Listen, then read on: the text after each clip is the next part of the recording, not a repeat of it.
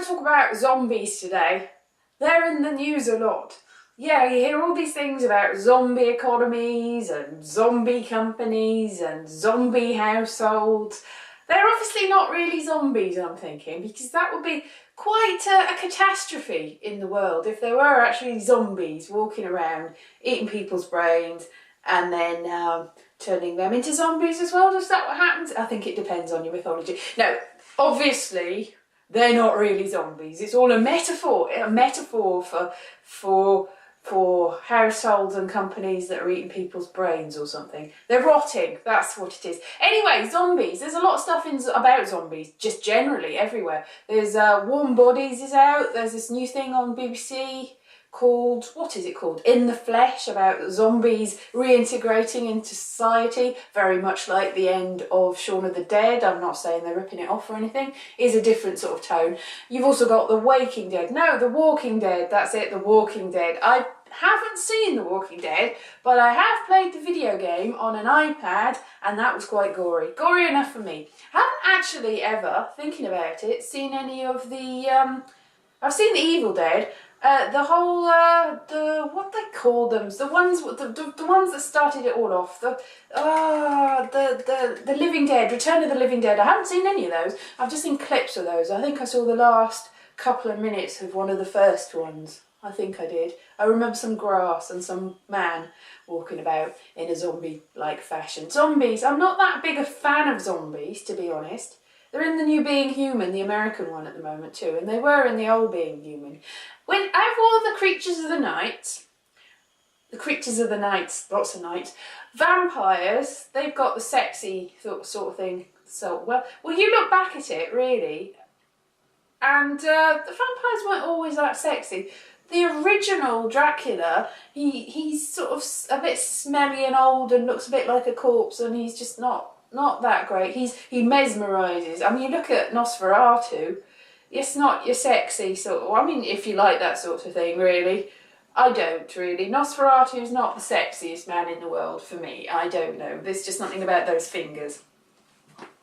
Not really my thing. But vampires, they're quite set. The vampire aspect, sector, and the whole brooding sort of Louis that played as, well, not particularly well. No, sexy and brooding. The whole, what's his name? Yeah, with the hair. Yeah. Not Johnny Depp. No, that's not right. No. Oh, I've forgotten his name. He's a big star. Brad Pitt, that's him. Yeah, Brad Pitt. Yeah, quite sexy, a little bit brooding, a little bit homoerotic, that one, controversially. Yeah, that was alright. I'm not sure about Twilight. I haven't seen Twilight, haven't read the books. I've seen some trailers. That doesn't look... werewolves. Now, werewolves. My brother likes werewolves. I remember I saw American Werewolf in London. I'm going blank here. I'm just off the top of my head. American Werewolf in London, when I was quite young. My uncle decided it would be hilarious if he showed it to me. I was about 10, and my brother, who's 3 years younger, and my 2 little cousins, who were a lot younger than that. And we all watched it, and hey, I thought, this is quite fun. I was really getting into it. But my little brother and my cousins were not really getting into it. They really, really were affected by that. And so later that night, I pretended to be a werewolf and scared my brother out of his mind when he was in the bathroom, and I got into trouble with my parents. It was not my fault. In my defence, it was my uncle's fault for making us watch American Werewolf in London when we were very young, so it's not really my fault. Anyway, I think my brother likes werewolves now, strangely, even though I scared him with a werewolf impression. I can't remember what it was like now. Brilliant, obviously, it was a really convincing werewolf. So werewolves are good, vampires are good. Being Human, the American one, it's alright, it's getting better, I think. It's got zombies in it now.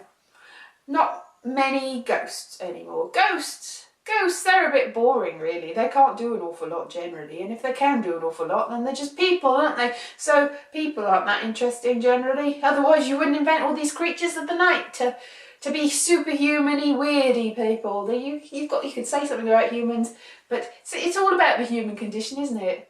Zombies are humans with bits of their brain missing. Vampires are humans that live forever and bite you. Werewolves have got some sort of extra turning into not quite human people sometimes, and ghosts were humans once. Demons is a whole different thing. Demons, yeah. Do you believe in any of these things? No, obviously, they're not real. Aliens, are they real? Who knows? Not here. They probably are real, just not here. Just somewhere else, far, far away. They're never going to get here because space travel is quite difficult. Unless they're really good at it. And then you've got the elves and the pixies and the goblins, and you start getting a little bit silly then. And leprechauns, which are obviously real. And yes, the fairy folk. Yeah, buy my book is what I'm saying. No, I'm not saying that. There are fairy folk in my book, but not really. Yeah, it's all the same thing really. Supernatural creatures that are a little bit weird. I don't know what my favourite is. None of them, all of them. Not zombies, because they're a bit sort of scary and rotten. Not really the best supernatural creatures. They're a bit lumbering, really. Although this new BBC thing, In the Flesh, that's quite interesting, so I recommend that. Yeah, in conclusion, zombie companies. Not as bad as zombie banks, who are definitely going to eat your brains. It all says something about the human condition, really, doesn't it? I'm sure. Okay, bye-bye.